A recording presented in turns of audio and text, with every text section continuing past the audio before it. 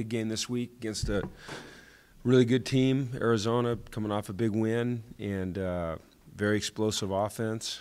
And they go fast and furious, and they score a lot of points, and so we've got our work cut out for us, and I think we're up for the challenge. I think it'll be exciting to be back at home, homecoming, playing in front of our crowd, and I know our guys will be excited for the game. So we started looking at them yesterday and working on our game plans right now, and we're going to need to play a darn good game, play hard,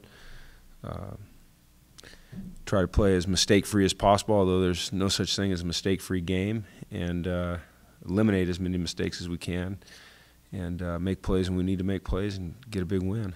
So. How much of a difference does it make if Matt Scott plays or if he doesn't play? Well, he's a great player. I mean, he's having a tremendous year, but we have to prepare for their scheme. They're not going to change their scheme, so we'll just prepare for their scheme. They won't, you know, they won't change what they're doing whether he's in there or not.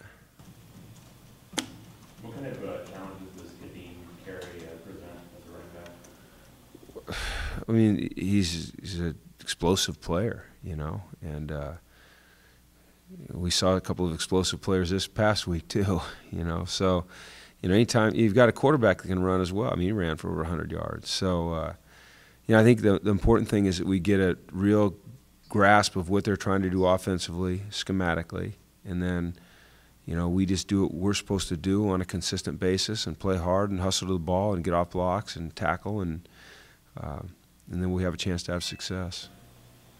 What do you think of B.J. Denker? I'm not great on all the names yet. You'll have to remind me.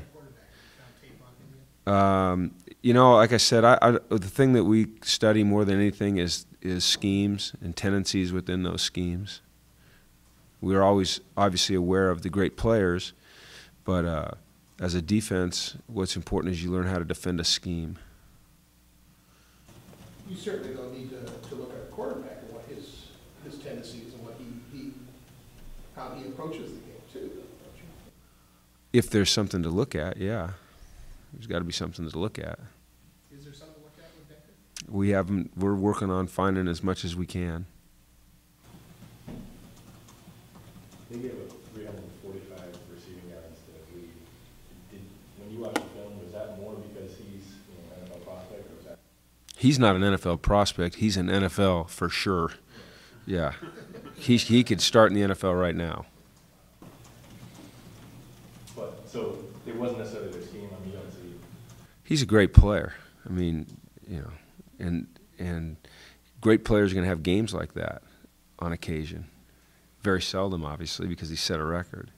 But the guy's a great player. You know, I don't know how no one stopped him yet. So, you know. Obviously, Austin Hill, I think it was, had a Yeah, game in his own right. he had what, 245 or something. Yeah. Yeah, that's not a bad game either. So, yeah, these college games are wild sometimes. You know, it's a new experience for me. You know, some of these shootouts and some of the numbers that are getting put up. You know, and I think a lot of it sometimes has to do with the number of plays that get run. You know, like you look at our Arizona State game the other day. I think they ran 94 offensive plays. That's a lot of plays now. You know, there was 106 running plays in our game on Saturday. That's beyond anything I've ever imagined before. So it's just a different game. It takes a little getting used to. What would you consider a good day in the NFL? How many plays would you get?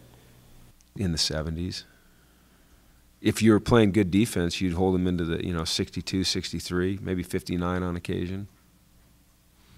Does that make you uncomfortable? No. Oh, no. No. I don't look at – I let other people worry about yards. Yards don't matter. Points matter.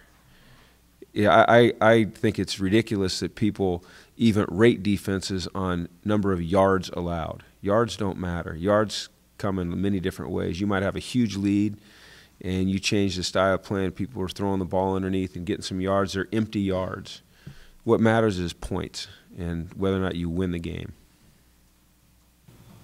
What are some of the things that you've seen out of Arizona's defense? Just they run around and they play hard, you know. physical, and their whole team plays hard. You know, they play with a lot of energy and a lot of effort.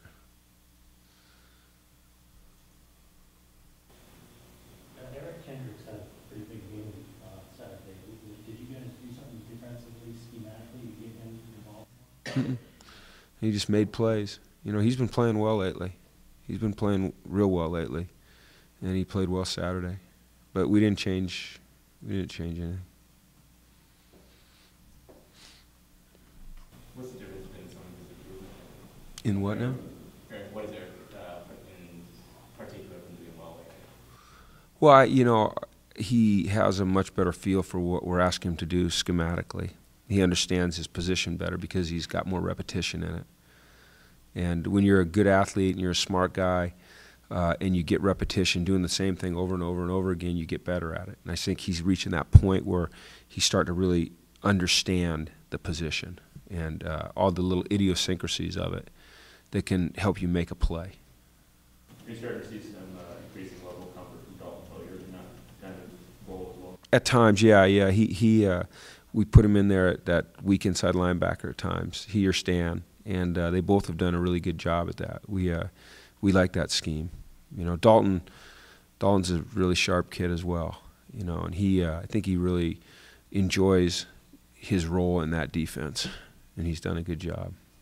There, guys like Stan and Dalton have become a little more important this week facing that scheme.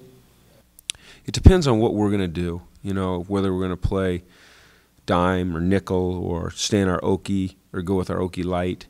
You know, it'll depend on you know, what scheme we're in. But if we're in our dime or our Okie light, then they certainly will be in there and they'll be important. You ever throw into the Arkansas slant out of there? No, I don't even know what that is. Bobby could probably tell you, though. He's an Arkansas guy. Coach, this is your first homecoming. What are your thoughts going in? I think it would be great to get, you know, I went to college now, so I did have homecomings back then. Yeah, but I don't know. I think it'll be exciting. I think it'll be fun. I hope that there's a lot of people there, and I hope they're excited about their football team, and I hope we give them a great show and a great win. It's strange that you guys have played 2 homecomings already against Cal and ASU. We don't think about it. That's not something that even enters our orbit. When you look at the stats, I mean, do you go into this game expecting it to be a shootout? I hope not, but it very well could be, and if it is, then we've just got to be prepared to, you know, play the whole game. But you've got to be able to, you got to be prepared to play the whole game no matter what. You know, we're going to try to stop them. They're going to try to stop us. We're going to try to score. They're going to try to score. So we just got to go out and execute and play hard throughout and do what we're supposed to do, and then we give ourselves a chance to have success.